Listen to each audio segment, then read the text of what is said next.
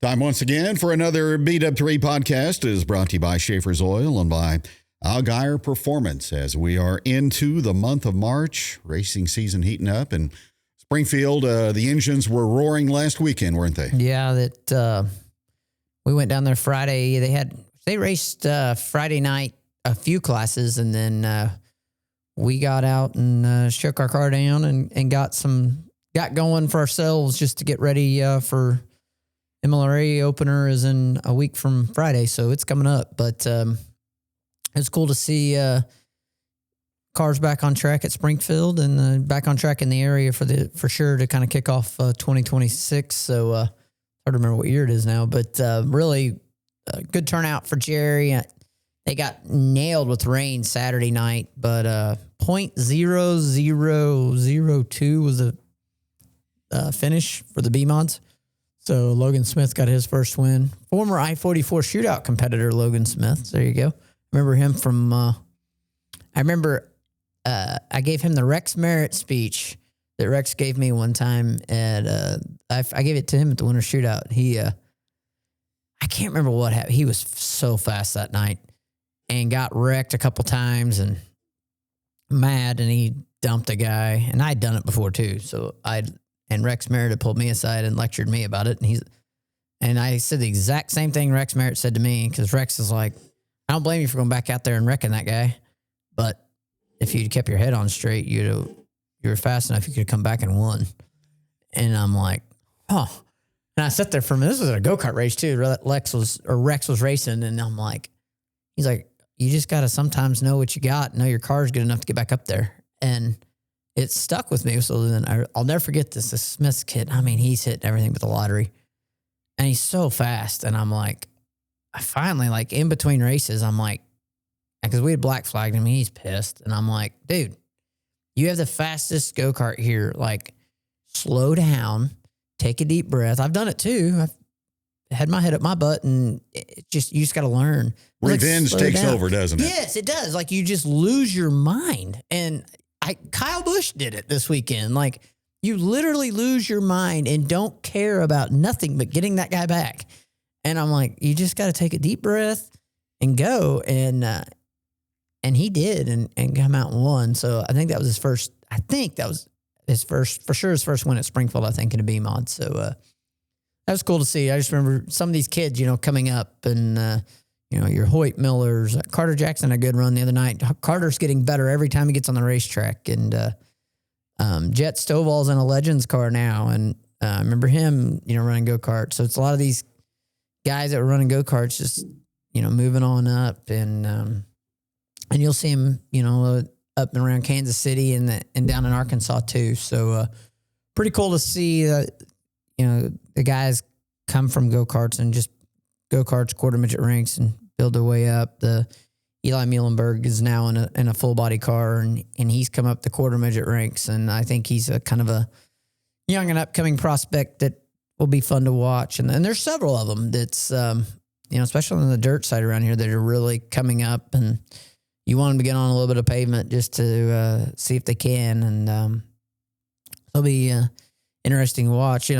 I've really enjoyed watching Caden Stacy kind of come up through. It's Wayne Graybill's grandson. So I remember watching Wayne, my whole life. And you watch Caden kind of come up through here, and he's learning. He's raced a lot, but you can see him learning and going through the process and growing as a racer. So it's cool to see these kids, go from go-karts or quarter midgets, and then they get to like a Midwest mod and keep moving the way up. Oakley Ragland's another one. Everybody watched Jamie Ragland race, and now Oakley's coming up through. It's cool to see that, and just different kids. Carter Jackson's another one, and the Harrison kids, Carter Harrison, and I watched Trent Harrison race bombers at I-44 forever, and so it's cool to see the second, third, fourth generation kids coming up through there and getting going. But the youth in racing around here is pretty cool to see. And youth in racing overall, you had Connor Zilich, I thought was the best car and really coming up through the field at the Cup race on Sunday, and got taken out. But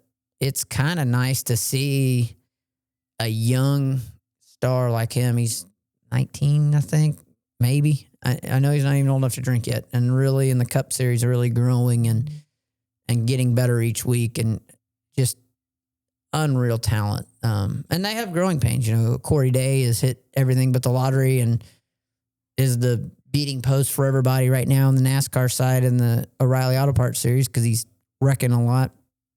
But, you know, I'm old enough to remember when Jeff Gordon come up and he tore up a lot too. So Ray Evernham said that I think it was 13 or 14 front clips they put on that car as rookie year in the Cup Series. So on cars, not that car, obviously, but it's cool to see the youth coming up through here and what's able to happen.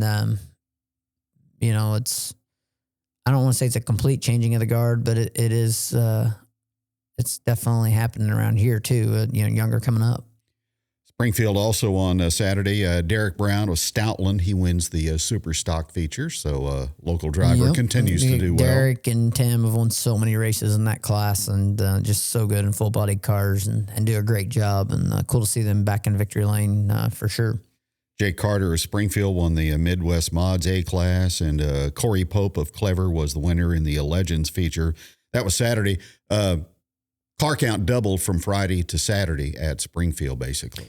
And a lot of cars Friday weren't on there because they were testing. The test and tune, you look and you just see everybody, there's a slow trickle of cars just coming in the pits. And by the time the test and tune at the end of the night, Friday night, it was a long line to get on the racetrack. But Jerry did a great job with the racetrack, and that's why there's so many people there. And it was a lot of fun to just nice to be back, see everybody, and get back going. So not a lot of late models there testing. I thought there'd be a few more of them, but everybody's kind of getting ready. A lot of guys are still, some guys have went down south and raced a little bit too, you know, and they're ready to go. Then you got your comp guys and revival guys are going to Louisiana, to Boot Hill, Louisiana this weekend. So there's a lot going. Race season's here and it's time to go really. But weather's going to put a little hindrance on everybody on that this weekend for sure.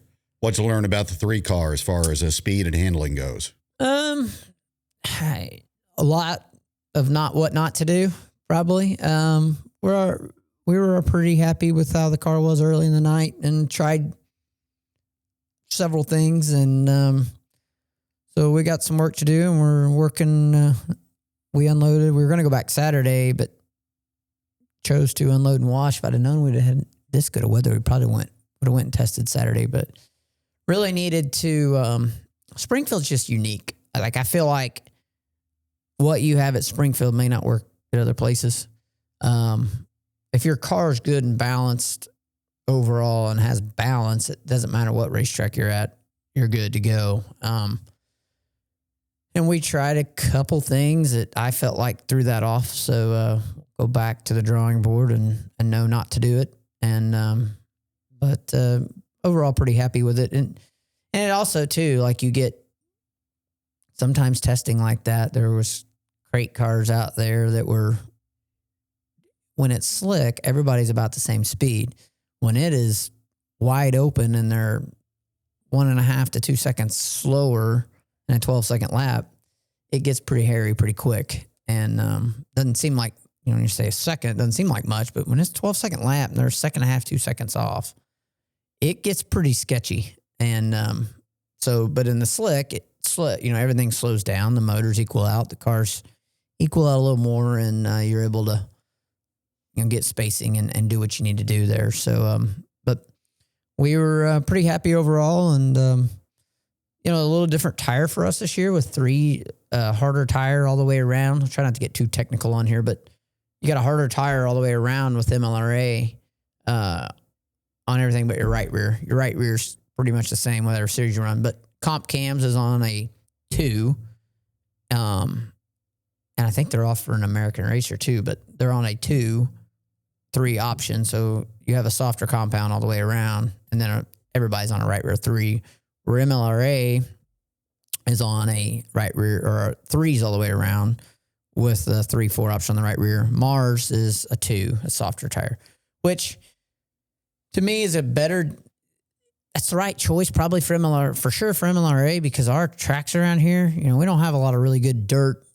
We don't have Illinois dirt and Iowa dirt that's just real soft dirt. You can run soft tires and it not just burn your tires up every night. Like a little bit of a harder tire helps with that. The 3, I think it's a pretty good tire because it's soft enough that you can get speed and you can get traction and you can get what you need to do, but it does hold up, and you can run mobily when it's really hard on tires and abrasive sometimes, and a 3 will hold up like a 2 wouldn't. So just different tires for different places, and of course I like it when you got to maintain tires. And that's the biggest thing that tires is a big part of your game and what you got to change. And so going and testing and making sure your car's good on a little bit harder tires, a lot to that.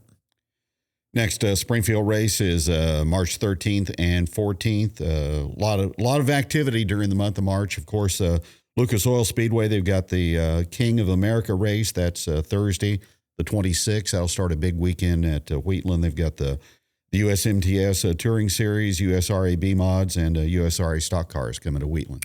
Big night for that. The King of America is always a huge show. I'm excited to get to Lucas Oil Speedway with the new configuration in turn 3 and 4.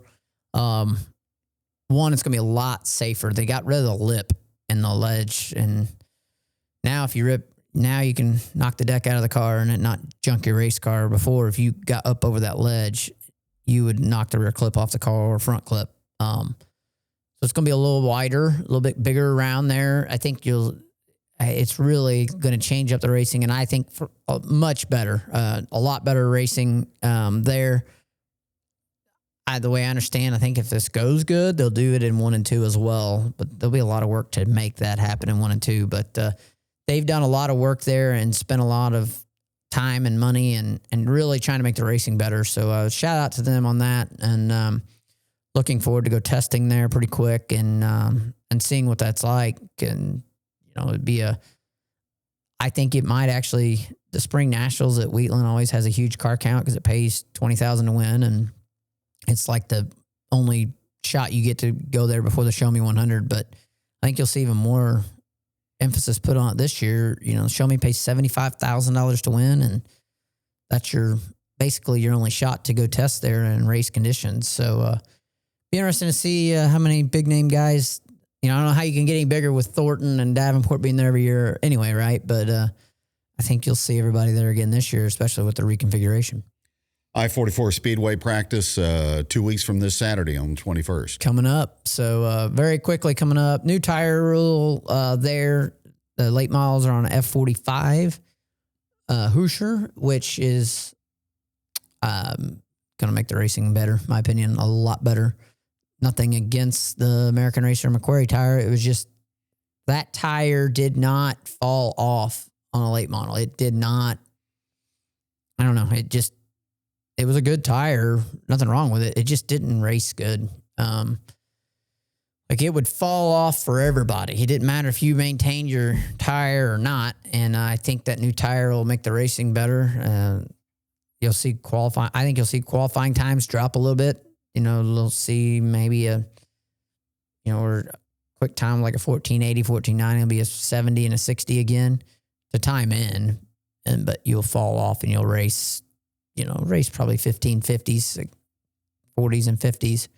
But it will punish you for abusing your tires. And that's what race fans need to, race fans want to see side-by-side racing and comers and goers. And the biggest thing to see that's tire fall off. And the street stocks are on like a 790 Hoosier, which is a really good tire that they've been on. 790 or 700, I can't remember. I'm going to say this wrong, so don't quote that. But very familiar tire to what they've been on years ago. So excited to see that happen. And really, though, the F45 for the late models, I think is going to be a big deal and good for the fans to see. So first race there is the Easter egg hunt Easter weekend, April 3rd. So it's a month away, but it's coming right around the corner. And it'll be a fun night, and really looking forward to being back there pretty quick. Well, do you think the racing world is going to be locked into Phoenix coming up this Sunday to see if Tyler Reddick can make it 4 in a row? Insane. That's going to draw a lot of attention from people that are not normally race fans. You know what's cool is I saw a screenshot that Stephen A. Smith was hitting on 3 in a row. I saw just all your sports talk shows are now talking about NASCAR. It's the Michael Jordan effect, right? And it's just so good to see Michael Jordan, one, having fun, like he was pumped up Sunday. And but two, Tyler Reddick's a good race car driver, and they paid a lot of money to get him. He was really highly sought after. Big free agent acquisition for 2311. I felt like that was the first big thing they went and got him from Richard Childress Racing, and put a big wheel in motion of free agencies there. But Tyler's done a great job, and he's a good race car driver and really showing what he's got now. Good team around him, and he dominated Sunday. Like, I watched most of that race, and that was the most dominant win I've ever seen Tyler Reddick have, and maybe one of the most dominant road course races I've seen in a long time. And you thought that would happen, but you thought it'd be SVG dominating, not him. But I was hoping that Zilich could get up there. I thought it just looked like he got dumped early in the race by Suarez, and he drove all the way from the back to the front, and he's fourth on the last restart and goes on the corner and gets dumped again in that real sharp corner. But great. I wouldn't say great race, but it was a good race. And I felt like the package is a little better than it was last year. And road racing is not my most exciting thing that I want to watch. The street race at St. Petersburg for the Truck Series was phenomenal. Like, really exciting. Lane Riggs and Majeski put on a really good show. I had no expectation of that race, and literally just happened to flip it on by chance and happened to see the end of it. But I watched the last 10 or 15 laps, and it was fun to watch and a good race. So, Connor Mosack, is that a name familiar in truck racing circles? A little bit. He's a very good road racer. He tried to race a lot of late model stuff and coming up, and I always would get him confused with Zilich because there are two Connors, but he's okay, but he's not him, not Zilich, but he's a very good road racer and really he had a good day on Saturday in the truck race for sure. And there was a lot of, Dario Franchitti coming back and running a truck race. I thought that was big. And I'm assuming the ratings will be good. It's cool to see IndyCar and NASCAR doing side-by-side races. It's good for Fox. IndyCar took less money to make sure every race is on Big Fox. And NASCAR got more money, and they're on it. Like this weekend, the IndyCar race is on. So this is the first combo: IndyCar Saturday, Cup Series Sunday at Phoenix. The Cup Series is on FS1 on Sunday, which is Fox. That's why Fox pays so much, is try to get people to tune into FS1. Tyler Reddick effect, 3 in a row going for 4. I hope that'll bring some attention to the race and maybe get people to tune in and get the ratings up there. Just different. The O'Reilly Auto Parts Series is on the CW, which is on network television every week. I think that's only going to matter for another 3 or 4 years. Then everybody's going to be on an app anyways. But interesting to see I'm going to be interested to see how the ratings go. SVG did win the O'Reilly race. I was tuning in and out of the Cup race on Sunday, and I saw him in the top 5. I said, well, he's going to win it. Right. But he did win Saturday. He come from 6th to the lead in the last restart, too. He is a very, very good race car driver, and is getting better on ovals. It's cool because I feel like we're all rednecks because we want the Americans to win. But, and I feel like, man, like SVG is very talented and seems like a great guy, and I always want anybody to win but him on a road course. But he's a very, very good race car driver, and it was really impressive to see what he did Saturday. And I'm like you Sunday. I'm like, well, he's in the top 5. Reddick's going to burn the tires off of him, and he got to him, and Reddick just drove away, and it was impressive. So I don't know what they had going on or what they've got figured out, but Tyler's, like I said, a very good race car driver as it is, but it was very impressive to see those two go at it. What's on tap for you this week, getting the car ready some more? We were going to try to test this week, but with the rain, probably not going to happen. So hopefully we can go test somewhere. MLRA has got a 7-day no test policy, same as Lucas Oil, which is good. So it keeps us from going and testing. You can't test within 7 days of the race at that racetrack. So that's a good thing. So, if we can get to Springfield before Saturday or before Friday, we would, but I don't see that happening. So, just kind of dotting our I's, crossing our T's, checking and trying a few things in the shop, getting ready there, and then maybe get to go test early next week and be ready. There's a test at Springfield Thursday night, so we'll be the Thursday night before opening weekend. So it's our last free weekend. We could go to Louisiana, and normally we do go down there, but gonna stay home this year and get ready and geared up for the MLRA opener. You're just going to pick and choose your asphalt schedule for this year as the weeks roll by? Yeah, we've got the season opener and I-44 scheduled on our calendar, ready to go. And then if we don't have a conflict and everything falls into place, then it would be a pick and choose type deal and try to hit as many as we can. But looks like we'll be able to run the first race at Lebanon, so I'm looking forward to that.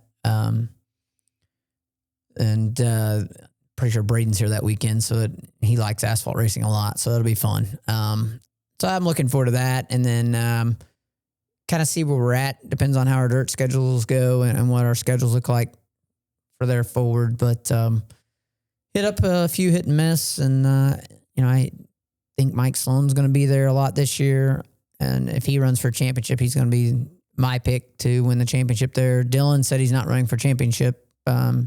He's picking and choosing. I think he's going to there's a race at Montgomery, Alabama, either the week before or the week after the opener. But we're just going to pick and choose on that and kind of see where we're at and have some fun. That's been fun for me going back and just, you want to win. So running second's not fun.